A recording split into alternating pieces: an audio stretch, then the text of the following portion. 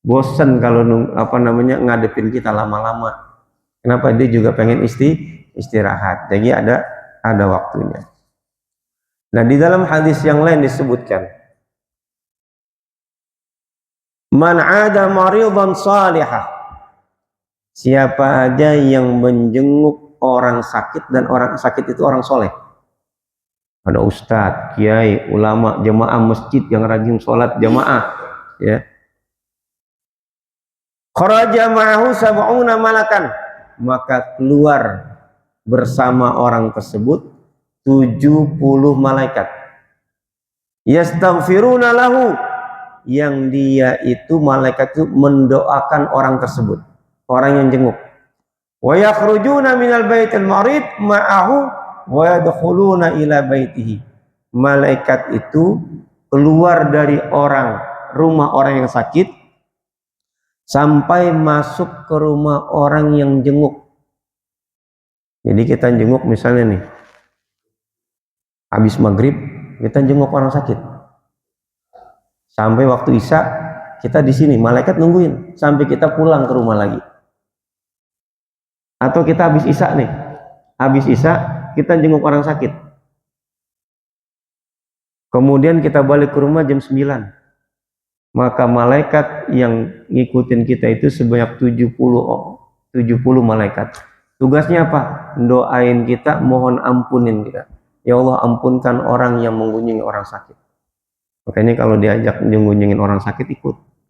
Ya, memang waktunya itu terkadang saat pertama tiba-tiba desak ya. Ya ntar bisa kita jenguk orang sakit. Nah, kalau yang mau ikut, itu salah satunya fadilnya adalah dimohonkan ampun oleh 70 malaikat sampai malaikat itu masuk ke dalam rumah kita, yaitu malaikat rahmat. Nah, kok nggak kelihatan? Nah, kita nggak bisa ngelihat, gitu kan? Kok muat rumah kita yang kecil sama 70 malaikat? Kalau muat lah, gitu. Ya, itu salah satunya. Dan itu kalau kita jenguk orang soleh, orang yang rajin sholat, rajin taklim, rajin jamaah, nggak banyak maksiat. Yang kita lihat itu orangnya itu memang orang yang taat kepada Allah Subhanahu Wa Taala. Man 'ada maridan qa'ada fi makharifil jannah. Orang yang jenguk orang sakit, dia duduk di perkebunan surga. Kalau tadi lagi metikin, dia duduk di perkebunan surga. Hatta idza qama wukila bihi 70,000 malakin. Sehingga apabila dia berdiri, wukila bihi 70,000, dia akan diwakilkan oleh 70.000 malaikat, yusalluna alaihi hatta lail, yang malaikatnya itu berselawat untuknya sampai dengan malam. Kalau seandainya jenguknya siang, kalau jenguknya siang sampai malam, kalau jenguknya malam sampai pagi, kalau jenguknya pagi sampai sore, macam itu aja. Tugasnya apa? Berselawat untuk kita. Artinya kalau bersalawat untuk kita adalah memohonkan ampun untuk kita. Kalau sekelas malaikat mohonkan ampun untuk kita, kira-kira nih Allah kabulin nggak? Kabulin. Makanya orang yang jenguk orang sakit, dosa-dosanya diampuni. Bisa jadi ada dosa kita yang nggak bisa kita hapus dengan sholat, yang nggak bisa kita hapus dengan zakat, yang nggak bisa kita hapus dengan sedekah, hanya bisa terhapus dengan jenguk orang sakit. Makanya setiap kebaikan yang bisa kita lakukan. Mudah-mudahan itu menjadi amal pemberat kita ketika timbangan di yaumil mizan. Mungkin aja si fulan sholatnya nggak diterima, si fulan zakatnya nggak diterima, si fulan taklimnya nggak diterima. Begitu dia jenguk orang sakit, yang dia jenguk itu orang yang dendam sama kita, yang nyakitin kita, yang menghina kita, yang mencela kita, yang ngeludahin kita, yang lemparin kita, yang nimpukin kita, yang menganiaya kita. Begitu kita jenguk, semua ibadah kita diterima oleh Allah Subhanahu Wa Taala. Cuman berat ya, berat nggak? Berat. orang ngina kita, nimpukin kita, nganiaya kita, kemudian misalnya tanah kita diambil, begitu dia sakit kita jenguk, berat. Memang untuk sampai tingkatan seperti itu berat, sangat berat gitu ya. Dan itu biasanya bisa meningkatkan derajat orang. Bahkan bisa jadi karena Allah suka, maka dengan sebab dia jenguk orang sakit, dia bisa masuk surga. Bayangin, kita pernah ngaji di mana-mana, pernah ada saya cerita begitu.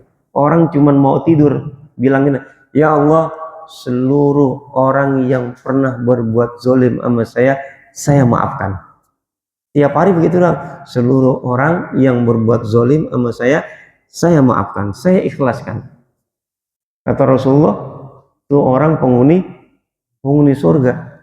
Nah, ada orang misalnya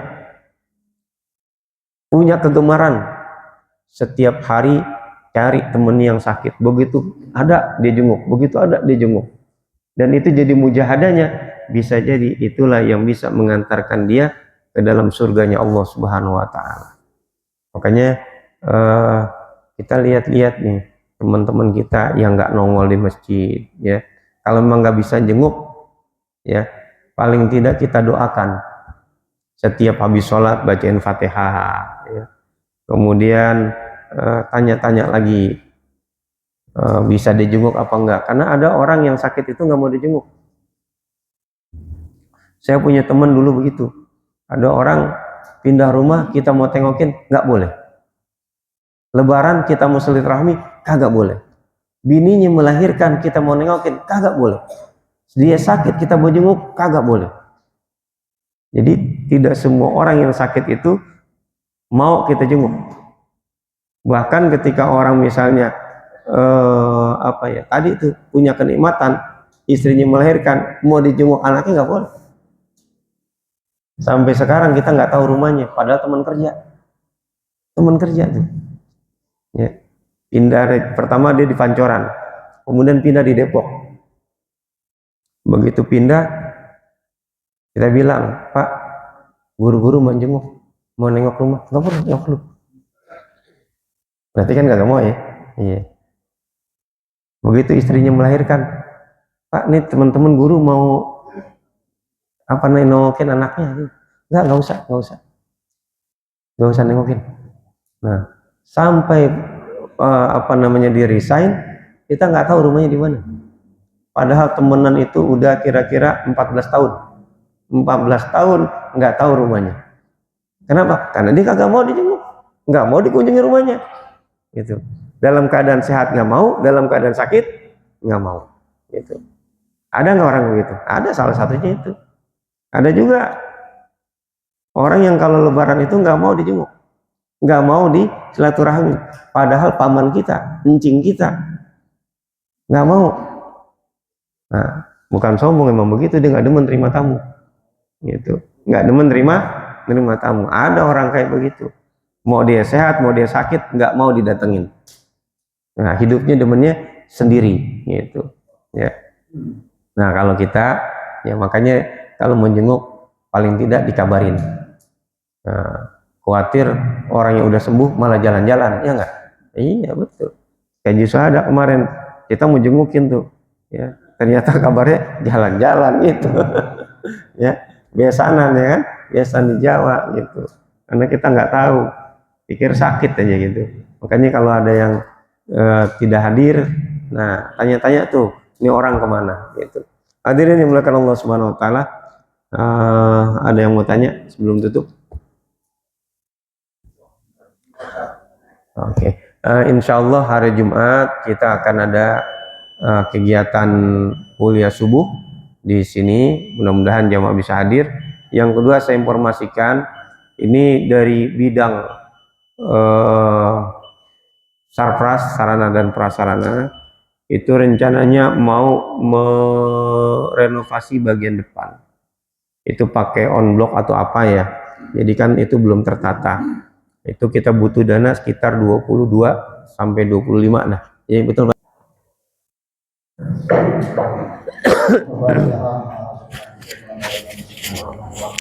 Alhamdulillah rabbil alamin. Ya kan aku Hari ini absen aja nih. Surah Yang kemarin saya ngomong, Astagfirullahaladzim, astagfirullahaladzim, astagfirullahaladzim. Bismillahirrahmanirrahim. Alhamdulillahirabbil alamin. Allahumma shalli wa sallim ala Muhammad wa ala Muhammad. Allahumma zidna ilman wa zidna rahman. Allahumma qina bil ilmi wa zidna bil ilmi wa qina bil taqwa wa zidna bil afiyah. Allahumma qina bil huda wa ja'alna min يشاء في رضا ولا تولنا وليا سواك ولا تجعلنا ممن خلق امرك واسع وحسبنا الله ونعم الوكيل ولا حول ولا قوه الا بالله العلي العظيم ربنا اتنا في الدنيا حسنه وفي الاخره حسنه وقنا عذاب النار وصلى الله على سيدنا محمد وعلى اله وصحبه اجمعين والحمد لله رب العالمين.